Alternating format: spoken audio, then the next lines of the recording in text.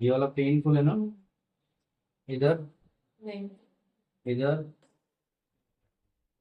ये भी है। सबसे ज्यादा ये है।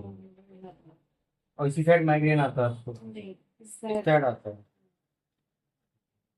डीप ब्रीथ करो, छोड़ो, डीप ब्रीथ करो, छोड़ो, बिल्कुल गर्दन ढीले कर दो।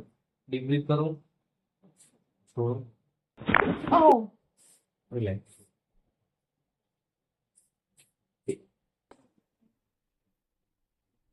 फिर डीप ब्रीथ करो, छोड़ो, छोड़ो, ओह।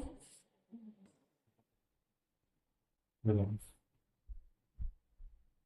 कोई दिक्कत अभी? कोई पेन? कोई पेन? कोई पेन? कुछ नहीं है ना? स्टॉप कर दो।